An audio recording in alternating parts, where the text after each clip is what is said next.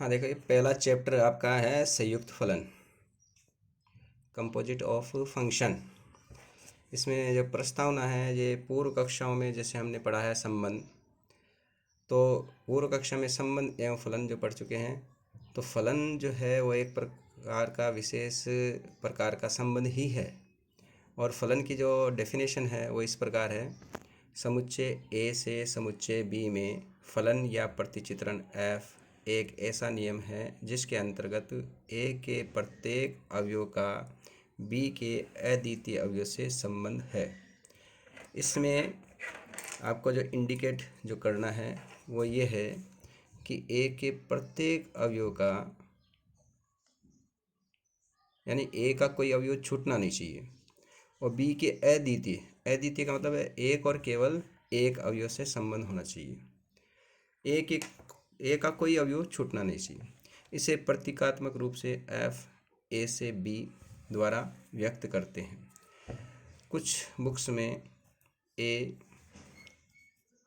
और इस प्रकार भी व्यक्त कर सकते हैं। अब इसमें फलन में यदि एफ ए से बी परिभाषित है तो समुच्चय ए जो होता है वो इसका प्रांत होता है और बी इसका कहलाता है सहप्रांत। ये प्रांत होता है और ये होता है आपका सहप्रांत। प्रांत ए के अवयव का एफ के अंतर्गत अगर प्रतिबिंबों का जो समुच्चय होता है वो परिसर कहलाता है। ए के सभी जो प्रतिबिंब हैं एफ के अंतर्गत उनका समुच्चय परिसर कहलाता है, जिसे हम एफ ए द्वारा व्यक्त करते हैं। यदि समुच्चय ए के अवयव ए का एफ के अंतर्गत समुच्चय बी के अवयव बी से संबंध होता है तो हम उसको एफ ए बराबर बी द्वारा व्यक्त करते हैं। यहाँ बी जो है वो ए का प्रतिबिंब कहलाता है और ए जो है वो बी का पूर्व प्रतिबिंब कहलाता है। कर्मित युग्म के रूप में फलन को हम इस प्रकार लिख सकते हैं, जैसे आप फलनों समुच्चयों को रोस्टर रूप में लिखते हैं, वैसे ही हम फलन को भी इस रोस्टर रूप में लिखा गया कर्मित युग्म के रूप में कि f अगर a से b फलन परिभाषित है तो f को हम इस प्रकार लिख सकते हैं कि f में ये कर्मित युग्म है a और b का, a का संबंध b से है, एक कर्मित युग्म है, और f का जो अवयव होते हैं वो इस कर्मित युग्म के रूप में होते हैं। f के सभी अवयव ए बी के रूप में होते हैं, बड़ा छोटा कोष्ठक ए बी के रूप में होते हैं, जहाँ a का प्रतिबिंब b है, यानी कि एफ ए बराबर b है, और a अवयव a का होता है, b अवयव b का होता है। समुच्चय f में यानी फलन f में, फलन एक f है, उसमें सारे के सारे अवयव जो हैं वो कर्मित युग्म ए बी के रूप में होते हैं, जिसमें प्रथम अवयव a का और दूसरा अवयव b का होता है। जैसे फॉर एग्जाम्पल यदि a बराबर 1 3 5 यानी a में 3 अवयव हैं, समुच्चय b में 4 अवयव हैं a b c d, और f a से b में इस प्रकार परिभाषित है कि 1 का प्रतिबिंब f के अंतर्गत b है, 3 का प्रतिबिंब f के अंतर्गत c है, 5 का f प्रतिबिंब b है, तो f का जो प्रांत है वो 1 3 5 यानी कि समुच्चय a ही होता है, और f का सहप्रांत यानी कि b अर्थात ए बी सी डी होता है। f का परिसर यानी प्रतिबिंबों का जो समुच्चय है बी सी, केवल दो ही अवयव हैं प्रतिबिंब में, b और c, तो इसलिए परिसर में क्या है, केवल b और c। और इसको कर्मित युग्म के रूप में जैसे 1 का प्रतिबिंब b था और 3 का प्रतिबिंब c था और 5 का प्रतिबिंब b था, तो कर्मित युग्म के रूप में हम इस प्रकार इसको लिख सकते हैं। चित्र द्वारा प्रदर्शन हम इस प्रकार कर सकते हैं कि अगर समुच्चय A जो है उसमें 1 3 5 ये अवयव हैं और समुच्चय B में A B C D ये अवयव हैं, तो F के अंतर्गत 1 का प्रतिबिंब B है, 1 का प्रतिबिंब जैसे ऊपर दिखाया गया है 1 का प्रतिबिंब B है, 3 का प्रतिबिंब C है, और 5 का प्रतिबिंब ये है B, ऊपर भी दिखाया गया है और नीचे चित्र में भी दर्शाया गया है। तो कर्मित युग्म के रूप में भी और फलन के रूप में। यहाँ पर देखने के लिए ये ध्यान रहे कि समुच्चय ए जो प्रांत है उसका देखो कोई अवयव छूटना नहीं चाहिए। अगर यहाँ पर कोई अवयव छूटता है तो वो फलन नहीं होता है। तो यहाँ विशेष तौर से ये देखना है कि ये प्रांत के सभी अवयव आने चाहिए। अब इसमें हम ये पूर्व में पढ़ चुके हैं 11वीं कक्षा में, हम शॉर्ट में थोड़ा सा पढ़ रहे हैं। फलनों के प्रकार भी हम 11वीं में पढ़ चुके हैं, लेकिन यहाँ पर भी आपको पढ़ना थोड़ा सा आवश्यक है, इसके बारे में जानकारी होनी आवश्यक है। तो सबसे पहले आता है आपके एकीकी फलन।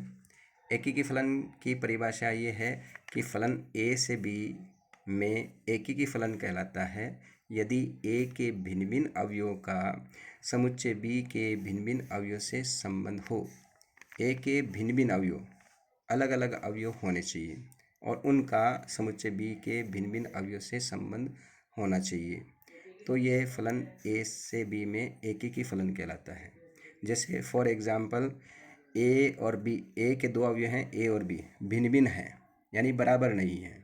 इम्प्लाइज दैट, इस प्रकार की ए का प्रतिबिंब यानी कि एफ ए, बी का प्रतिबिंब एफ बी, दोनों भी बराबर नहीं हैं, तो भिन्न भिन्न अवयव के भिन्न भिन्न प्रतिबिंब हैं, तो ये एफ क्या हुआ, एकीकी कहलाता है। लेकिन ये ध्यान रहे प्रत्येक, इसका अर्थ है प्रत्येक ए बी अवयव ए के लिए, सभी ए और बी अवयव ए के लिए, सभी अवयवों के लिए होना चाहिए। ये परिभाषा के अकॉर्डिंग ये आपके गणितीय रूप है, और इसको दूसरे तरीके से आप नीचे इस प्रकार भी लिख सकते हैं, एफ ए बराबर एफ बी, यानी कि ए का प्रतिबिंब और बी का प्रतिबिंब अगर बराबर है तो प्रतिबिंब अगर बराबर हैं तो वो अवयव भी बराबर होने चाहिए, यानी नकारात्मक नहीं होने चाहिए। ये बराबर हैं तो ये बराबर होना चाहिए, और ये बराबर नहीं है तो ये बराबर नहीं होना चाहिए। ऐसा नहीं कि ये बराबर नहीं है, ये बराबर हैं और ये बराबर नहीं हो, ऐसा नहीं होना चाहिए। प्रतिबिंब अगर बराबर हैं तो अवयव बराबर होना चाहिए, और अवयव बराबर नहीं हैं तो उनके प्रतिबिंब बराबर नहीं है। भिन्न भिन्न अवयव के भिन्न भिन्न प्रतिबिंब हो, ये तो परिभाषा के अकॉर्डिंग है। और इसी को हम दूसरे तरीके से इस प्रकार भी लिख सकते हैं कि यदि प्रतिबिंब बराबर हो तो अवयव बराबर होने चाहिए। तो ये आपके एकीकी फलन की परिभाषा है, जिसका एग्जाम्पल नीचे दिया गया है कि समुच्चय 1 2 3 4, ये चार अवयव हैं। बी में 1 3 5 7 9 11 ये अवयव दिए गए हैं, और फलन एफ ए से बी में एफ एक्स बराबर 2x+1 द्वारा परिभाषित है। यहाँ पर ये ध्यान रहे, ये x, यहाँ पर ये ध्यान रहे, ये x जो है वो हमेशा प्रांत का अवयव ही होता है। यहाँ कोई भी फलन हो, उस फलन का ये यहाँ पर उस फलन के प्रांत का ही अवयव होता है, प्रांत में से ही लेना है। अगर प्रांत में कोई अवयव नहीं है तो फिर x का मान वो हम नहीं ले सकते। तो जैसे x किसका अवयव है, ये a का अवयव है, यानी प्रांत का अवयव है, और इसलिए x का मान 1 2 3 4 ही ले सकते हो, इसके अतिरिक्त आप अन्य अवयव नहीं ले सकते। तो सबसे पहले हम x का मान 1 रखते हैं, तो f1 इस सूत्र में f1 बराबर हुआ 2 × 1 + 1 = 3। इसी तरह x का मान अब हम रख रहे हैं 2, तो 2 × 2 + 1 = 5। इसी तरह x का मान हम रखेंगे 3, तो f3 का मान हो जाएगा 2 × 3 + 1 = 7। इसी प्रकार x का मान हम रखेंगे अंतिम 4, तो f2 × 4 + 1 = 9। तो इस प्रकार से हम x का मान 1 2 3 और 4 ही रख सकते हैं, हम अन्य अवयव नहीं रख सकते हैं, क्योंकि प्रांत केवल a है। तो इसके प्रतिबिंब कौन कौन से हो गए, 3 5 7 9। तो 1 का प्रतिबिंब हमें मिला 3, और 2 का प्रतिबिंब हमें मिला 5, और 3 का प्रतिबिंब 7, और 4 का प्रतिबिंब 9, यानी कि 4 का प्रतिबिंब 9। तो इस प्रकार से ए का कोई अवयव नहीं छूट रहा है, इसलिए ये क्या हुआ, फलन है। और देखो सभी अवयव के भिन्न भिन्न प्रतिबिंब है, एक का प्रतिबिंब 3, 2 का प्रतिबिंब 5, सभी प्रतिबिंब अलग अलग आ रहे हैं, कोई प्रतिबिंब समान नहीं है, भिन्न भिन्न अवयव के भिन्न भिन्न प्रतिबिंब हैं, इसलिए फलन एकीकी है। हाँ, तो हम एकीकी फलन के बारे में पढ़ा था। अब है हमारे पास बहुएकी फलन। फलन एफ ए से बी बहुएकी फलन कहलाता है यदि ए के 2 या 2 से अधिक अवयवों का बी में एक ही एफ प्रतिबिंब हो। यहाँ ध्यान रखें, ए के 2 या 2 से अधिक का बी में एक ही प्रतिबिंब होना चाहिए, अर्थात जो फलन एकीकी नहीं होता है वह फलन बहुएकी होता है। यानी 2 समान अवयवों के एक ही प्रतिबिंब हो सकता है तो वो एकीकी नहीं होगा, एकीकी नहीं होगा तो बहुएकी हो जाएगा। जैसे फॉर एग्जाम्पल नीचे एग्जाम्पल दिया गया है ए बराबर जैसे समुच्चय में दिए गए हैं -1 0 1 है तथा बी में 0 1 2 है। फलन एफ ए से बी में fx इक्वल टू x² द्वारा परिभाषित है। अब देखिए x का मान हम केवल प्रांत में से ही रख सकते हैं, तो x का मान प्रांत है a में से रखेंगे, -1 0 और 1 ही रख सकते हैं, इसके अतिरिक्त और कोई अवयव नहीं रख सकते। तो पहला हमने -1 रखा तो -1 का स्क्वायर 1 हुआ, फिर x का मान 0 0 का स्क्वायर इक्वल टू 0 हुआ, और x का मान 1 रखा तो 1 का स्क्वायर बराबर 1। यहाँ पर देखो ये प्रतिबिंब समान है और ये अवयव क्या है, भिन्न भिन्न है, तो f-1 बराबर f1 यानी कि प्रतिबिंब समान है, अवयव भिन्न भिन्न है यानी -1 और 1 बराबर नहीं है, तो इसलिए फलन f क्या हुआ, बहुएकी। समुच्चय a के अवयव -1 और 1 के समुच्चय b में एक ही अवयव एक से संबंध है, यानी कि प्रतिबिंब एक ही है, -1 और 1 का एक प्रतिबिंब है, इसलिए ये बहुएकी फलन हुआ। अब इसके पश्चात आता है आपके आच्छादक फलन। आच्छादक फलन f a से b आच्छादक फलन कहलाता है यदि सप्रांत, ये ध्यान रहे इसमें इंडिकेट ये करना है आपको, सप्रांत b के प्रत्येक अवयव का a में कम से कम एक पूर्व प्रतिबिंब विद्यमान होना चाहिए। सप्रांत b के प्रत्येक अवयव का मतलब ये है कि b का कोई अवयव छूटना नहीं चाहिए, सप्रांत के सारे अवयव आने चाहिए, अर्थात प्रतिबिंब में सभी अवयव यानी कि परिसर में सप्रांत के सभी जब अवयव आ जाते हैं तो परिसर किसके बराबर हो जाता है, सप्रांत के बराबर हो जाता है, परिसर सप्रांत के बराबर हो जाता है, ये ध्यान रहे। तो ये कह रहा है सप्रांत b के प्रत्येक अवयव का a में कम से कम एक पूर्व प्रतिबिंब विद्यमान होना चाहिए, अथवा इसको दूसरे शब्दों में इस प्रकार भी बोल सकते हैं कि सप्रांत b का प्रत्येक अवयव समुच्चय a के किसी न किसी अवयव का f प्रतिबिंब हो। यानी कि इसको हम गणितीय रूप में अगर लिखेंगे तो इस प्रकार लिखेंगे, जैसे सप्रांत b का कोई अवयव हमने लिया b, तो प्रत्येक b अवयव b के लिए इम्प्लाइज दैट यानी इस प्रकार देयर एग्जिस्ट a अवयव a इस प्रकार है कि एफ ए बराबर b। ये गणितीय रूप में लिखा है जो कि एक परिभाषा के अकॉर्डिंग ही है। जैसे परिभाषा में क्या लिखा गया है कि सप्रांत b के प्रत्येक अवयव b के लिए प्रांत a में एक अवयव a इस प्रकार विद्यमान है कि a का प्रतिबिंब कौन है, b, या b a का पूर्व प्रतिबिंब है, b एक जो है वो b का पूर्व प्रतिबिंब है। अतः इस परिभाषा के अकॉर्डिंग भी इसको हम गणितीय रूप में इसको हम परिभाषा के अकॉर्डिंग बोल सकते हैं। परिसर जो है वो होता है एफ ए और सप्रांत होता है इसमें b। अगर ये दोनों बराबर होते हैं तो ये आच्छादक होता है, तो इसको हम इस रूप में भी लिख सकते हैं। तो 3 कंडीशन है आच्छादक होने की, एक तो देखो डेफिनेशन है, दूसरी गणितीय रूप में लिखा गया है, और तीसरा ये है कि परिसर अगर सप्रांत के बराबर हो जाता है तो ये आच्छादक होता है। तीनों परिभाषाएं सिमिलर है, मतलब एक दूसरे के पर्यायवाची हैं, यानी इनको इस रूप में लिख सकते हैं। जैसे फॉर एग्जाम्पल नीचे एग्जाम्पल दिया गया है कि a इक्वल टू -2 -1 0 1 2 तथा b बराबर 0 1 2, और f a से b में fx बराबर x² द्वारा परिभाषित है। तो यहाँ पर f देखो f -2 का मान x का मान किस में से लेंगे हम, प्रांत में से, प्रांत में नहीं -2 लिया, पहले -2 का स्क्वायर 4 हुआ, फिर -1 f -1 यानी -1 का स्क्वायर 1, फिर x का मान 0 लेंगे हम तो 0 का स्क्वायर इक्वल टू 0, फिर 1 का स्क्वायर इक्वल टू 1, फिर x का मान 2 रखेंगे तो 2 का स्क्वायर इक्वल टू 4। तो प्रतिबिंब कौन कौन से आ गए, 4 1 0 1 और 4, तो प्रतिबिंब केवल 0 1 4 ही आ रहे हैं, अर्थात f का परिसर क्या है 0 1 4, जो सप्रांत b के बराबर है, इसलिए फलन क्या हुआ, आच्छादक। तो सप्रांत के सभी अवयवों का कोई न कोई पूर्व प्रतिबिंब है। जैसे 0 का पूर्व प्रतिबिंब कौन है, 0 है। 1 का पूर्व प्रतिबिंब कौन है, 1 का पूर्व प्रतिबिंब एक तो -1 है और 1 का पूर्व प्रतिबिंब 1 है। इसी तरह 4 का पूर्व प्रतिबिंब, जैसे 4 का पूर्व प्रतिबिंब 2 भी है, 4 का पूर्व प्रतिबिंब -2 भी है।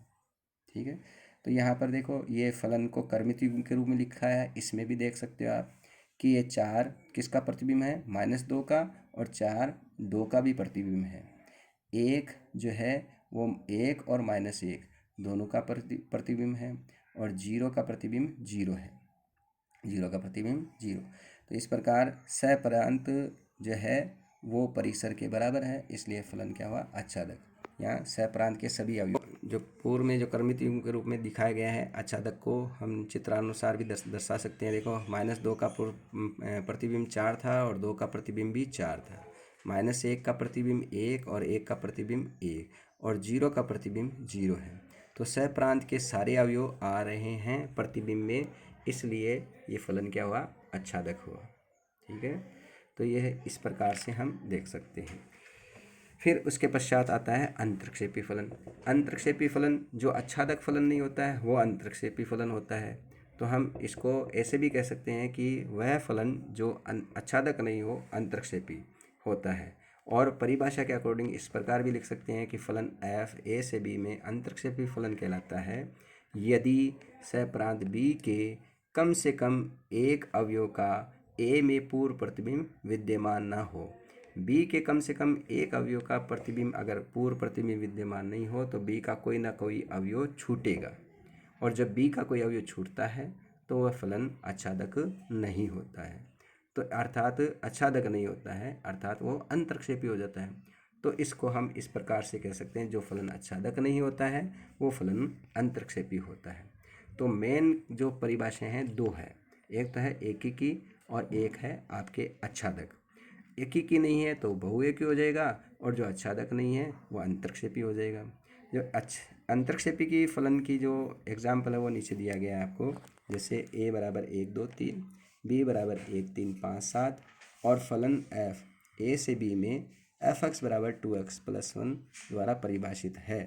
तो x किसका अवयव है, प्रांत का, और प्रांत कौन है, a में से x का मान 1 2 और 3 ही रख सकते हैं। तो x का मान 1 रखा, 2 × 1 + 1 3, और x का मान 2 रखने पर 5, और x का मान यहाँ पर 3 रखेंगे तो 2 × 3 + 1 बराबर 7।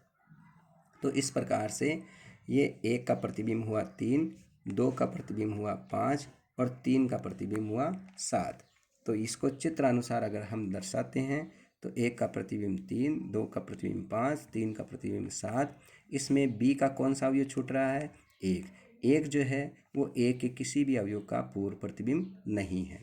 परिभाषा में भी यही दिखाया था कि कम से कम एक अवयव का पूर्व प्रतिबिंब अगर नहीं होता है तो वह आच्छादक फलन नहीं होता। तो यहाँ पर b का सप्रांत का एक अवयव छूट रहा है, इसलिए फलन क्या है, आच्छादक नहीं है, ये है अंतर्क्षेपी फलन है। तो इस प्रकार से हम आगे भी ये फलनों के प्रकार आगे देख सकते हैं। एकीकी आच्छादक, जो एकीकी भी हो और आच्छादक भी होता है वो एकीकी आच्छादक होता है, और जो बहुएकी हो और आच्छादक हो वो बहुएकी आच्छादक फलन होता है, और जो फलन एकीकी हो और अंतर्क्षेपी हो तो वह एकीकी अंतर्क्षेपी फलन कहलाता है, और जो फलन बहुएकी हो और अंतर्क्षेपी हो वो बहुएकी अंतर्क्षेपी फलन कहलाता है। इस प्रकार ये 11th में हम पढ़ चुके हैं। हमने शॉर्ट तरीके से आपको बताया है, ये आपको केवल जानकारी के लिए। हम अब चैप्टर पढ़ेंगे हम 12th का, जहाँ से शुरू करेंगे 12th क्लास, और संयुक्त फलन पढ़ेंगे हम।